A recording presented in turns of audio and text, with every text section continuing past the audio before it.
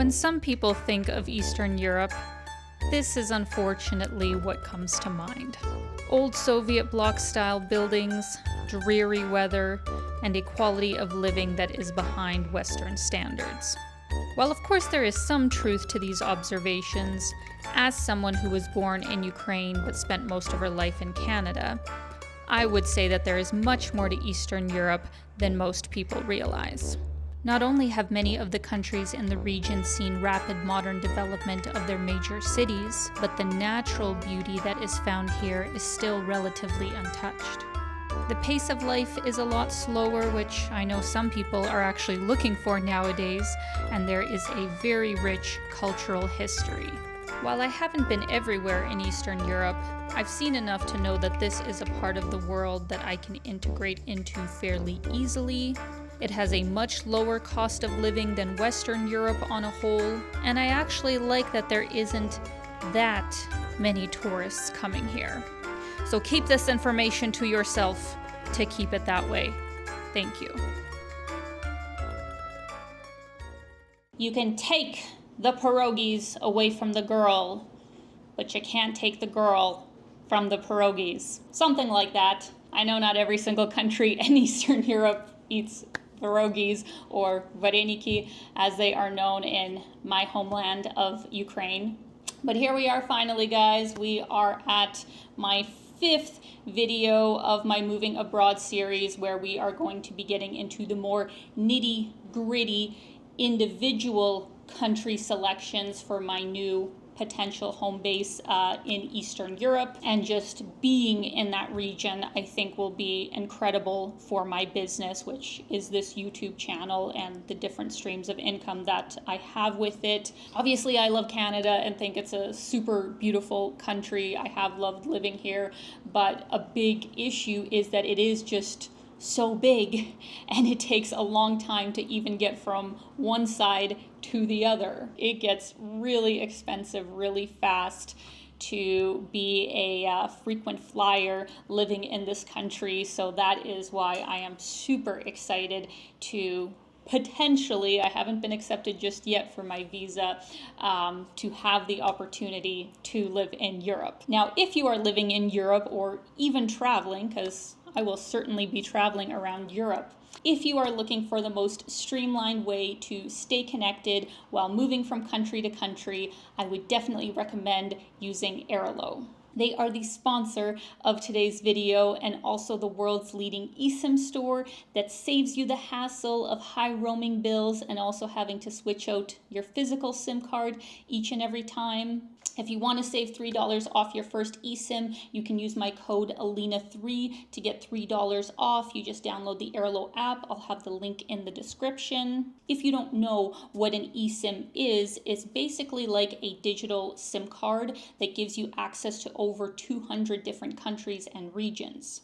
So if, let's say, you're traveling all over Europe, I would definitely recommend their Eurolink eSIM because that gives you access to 39 different countries. It really makes it easy and streamlined to just cross borders, stay connected, and you don't have to constantly look for a local SIM provider. So definitely something to keep in mind if you are planning on exploring Europe or many other regions of the world. Airlo is trusted by over 10 million travelers, including myself, where I did use their services in both China and also Southeast Asia. So for a hassle-free way to stay connected on your next travels, I would definitely recommend downloading the Airlo app. I'm going to have a link in the description. Make sure you use my code Alina3 to get $3 off. I would definitely recommend them.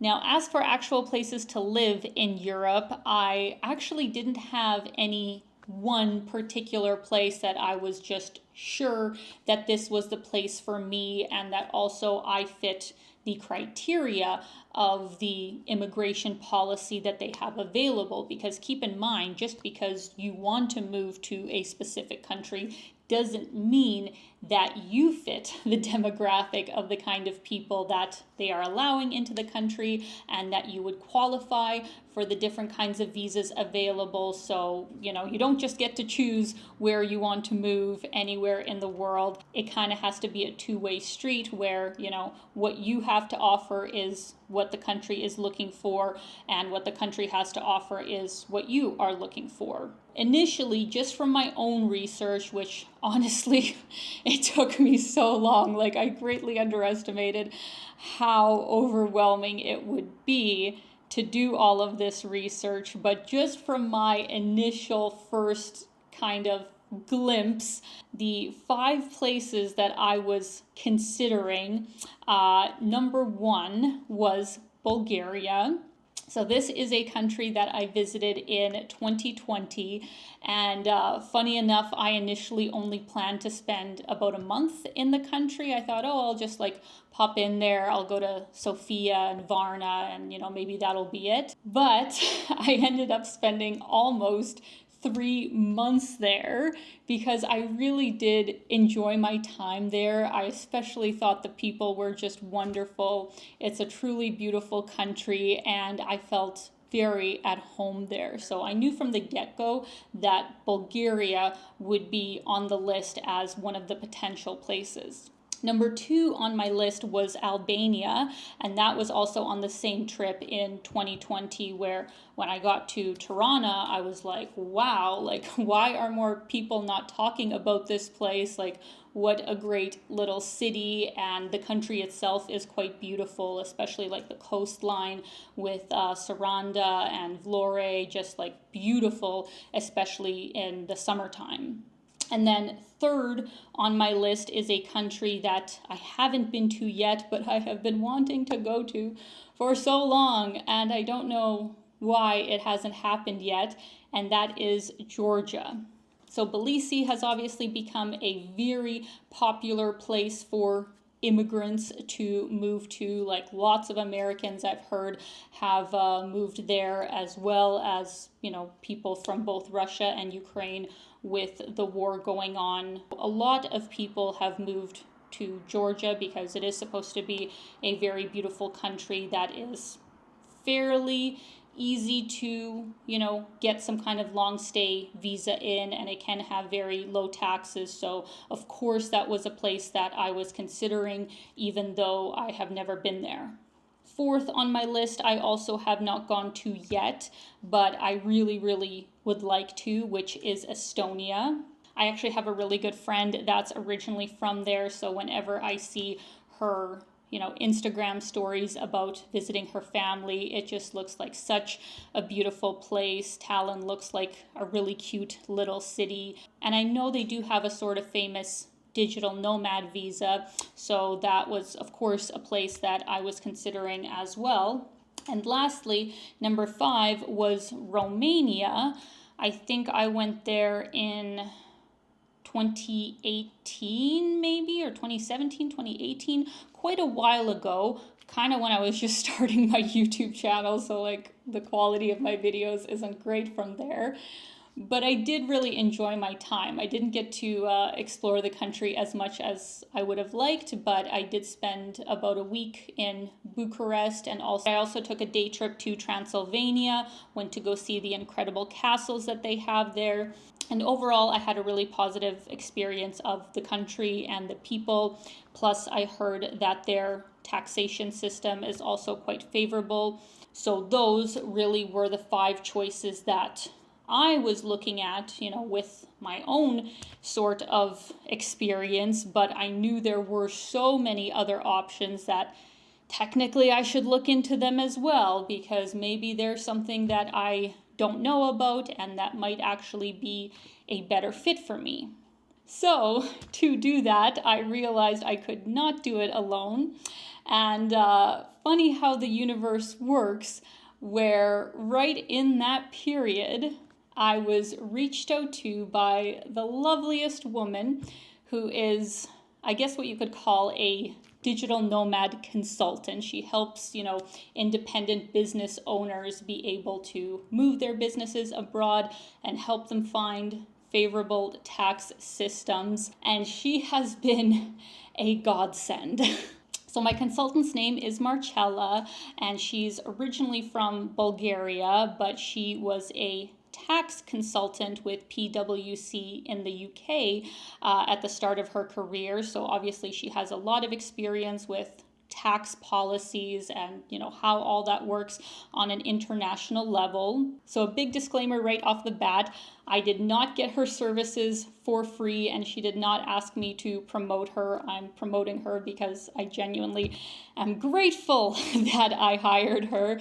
It has made things so much easier. So I just wanted to give her business a shout out, because especially right now in the paperwork, I'm glad I'm not doing it myself, I will say that. So guys, what I wanted to share with you was a portion of this video call that I had with Marcella about 8 to 10 months ago. This was already after we had a couple of consultations where I explained to her what I was looking for and kind of the area of the world that I wanted to focus on.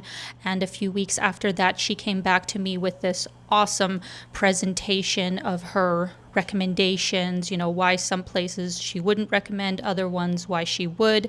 I really do want to emphasize, though, that these recommendations are for my specific situation when it comes to finances and taxes.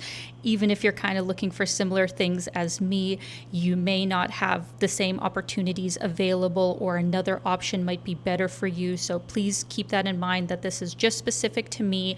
And also that immigration and tax policies can change very, very quickly. Like, there was literally a few changes that have happened since we last filmed this. So of course you need to have up-to-date information on each destination before you can know if it's the correct fit for you. Your home base in Eastern Europe, somewhere where it's safe, where you wouldn't have a language barrier. Cost of living is obviously far lower than Toronto. Yeah.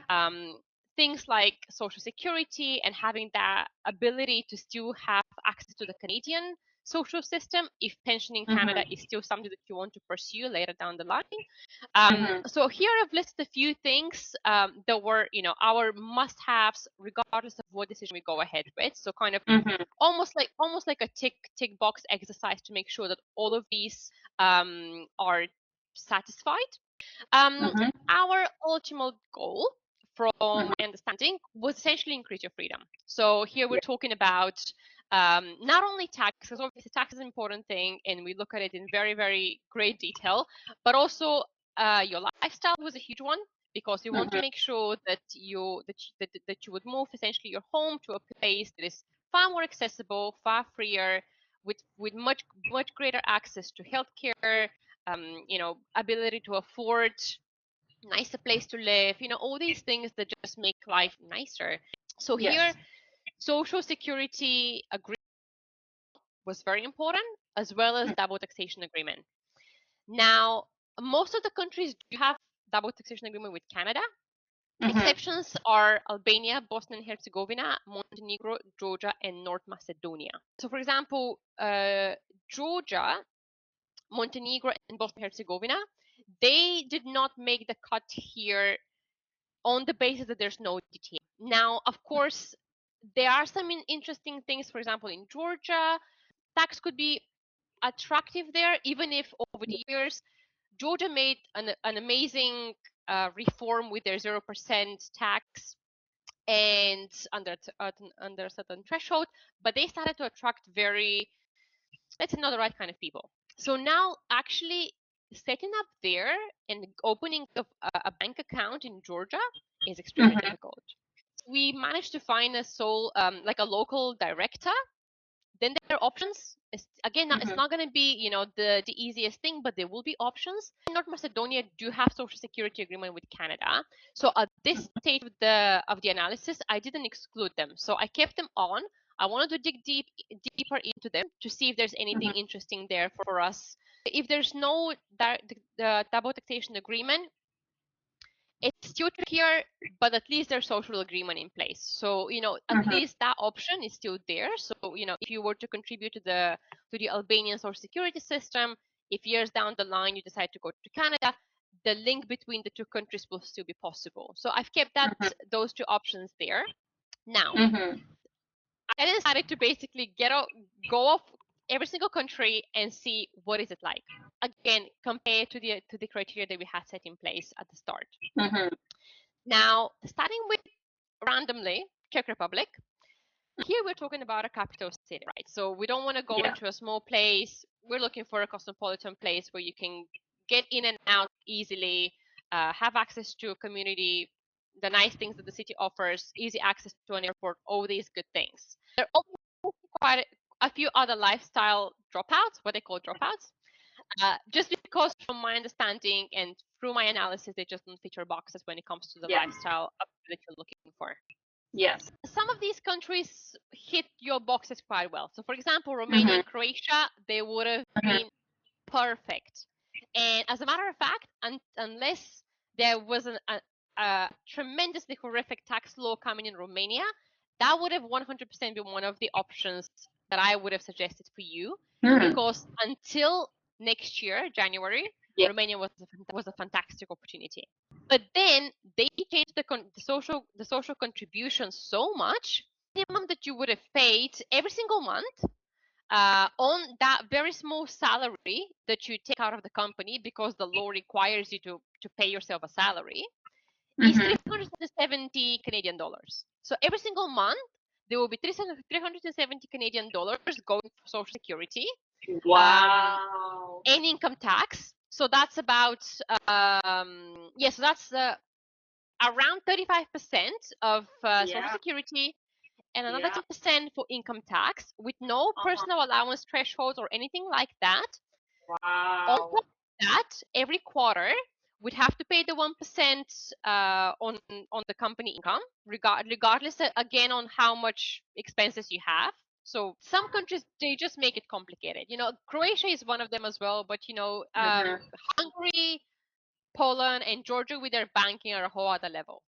And after all of this conversation, and excluding all the countries, it wasn't easy to narrow down, to be honest, because we're looking into so many things. We're not just looking into tax. And honestly, if you were looking into tax, it would have been, slightly easier. But we're looking into, immigration, how easy it is to get in, what is the lifestyle, can we get, affordable and good level of upgrade in terms of accommodation, access to other countries and whatever. So there's actually quite a lot going on. A few options. Let's chat through Albania. All right. Now, very unusual country on the list here. That's going there attracted by the tax advantage, and the fact that even though they're not in the EU, but they're still so close to everything in Europe that a lot of people just thought, well, actually, this makes perfect sense. And also, because it's not in the EU, actually, immigration is actually fairly straightforward. So actually, in terms of immigration and taxes, it made so much sense for a lot of people that the digital community in Tirana, and actually across a few hubs in Albania, grew quite a lot. So there's obviously Bulgaria. That will come as no surprise, because Bulgaria is for sure, when it comes to lifestyle and when it comes to tax, Bulgaria is actually a very good option. I promise I'm not being subjective, because I'm from there. But Bulgaria really has impressively improved a lot. Sofia is for sure, has for sure increased in price over the years. When you compare 5 years ago, Sofia has definitely become more expensive. However, still, compared to Toronto and actually most of Western Europe, it is, compared to Toronto especially, it's 74% lower in terms of accommodation. And accommodation, you'll be able to fly not only to Europe, but there's also now flights to Dubai. You want to come over here again to Asia, so you have that connectivity with Europe, obviously, but also with Asia if you were to, be based out there and want to have the flexibility to travel easily to further destinations as well. Lastly, we have Greece. All right. Very interesting option because of the digital nomad visa. Because of the digital nomad visa, and specifically its route to residency. Mm-hmm. Like we said, a lot of digital nomad visas are great if you want to taste it. If you want to go and live a little bit in the country, it's amazing. But when it comes to actually becoming a resident there, most of them they're just not a route to permanent to residency. This is the case because with a digital nomad visa, you wouldn't have to leave the country like and kind of have to reapply every single time like in Croatia. Here, all you have to do is just renew. Now, lifestyle wise, Athens is an option, but also Thessaloniki. I don't know if you've been to I'm not sure if you've been to Thessaloniki, but Yeah. it could actually be a very interesting option as well, just because it has actually everything that Athens have. Obviously, it's not a capital city, but it's closer to the rest of Europe. Obviously, if you go to the islands in Greece, everything is booming. Prices go so high, it's insane. High. Yeah. But Thessaloniki, if you get a or Athens actually as well, if you get an annual contract, rents are so much lower. Again, as tourists who go in and rent out a night here and a few nights there, it's expensive. Yeah. Yes, of course, it's such a touristic place. But for people who actually live there, you could get a pretty good price for the value that you get.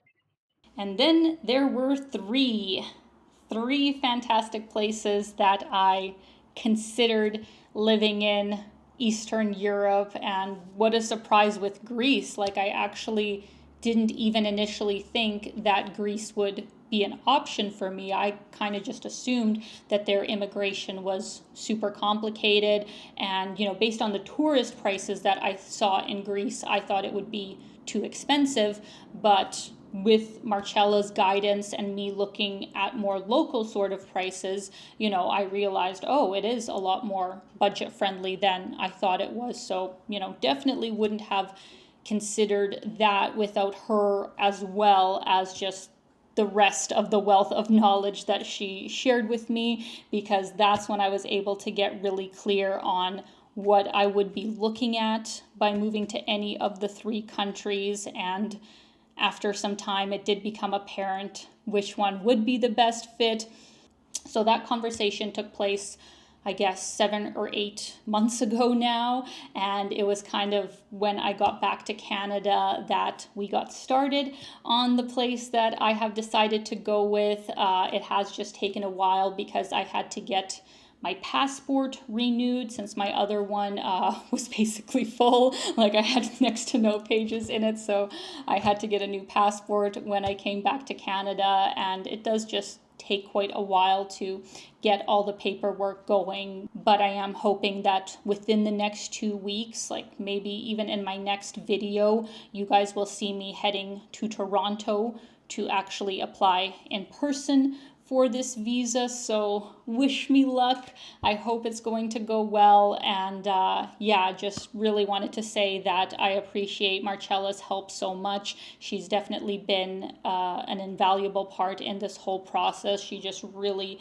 clarified everything for me.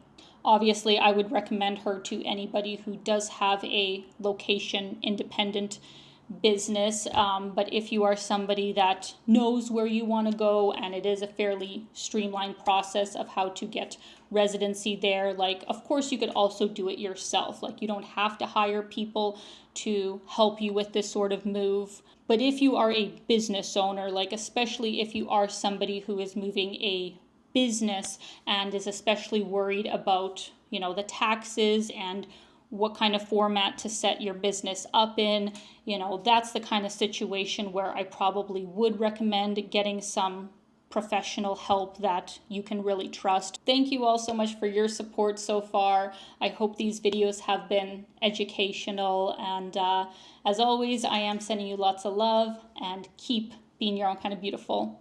Bye, guys.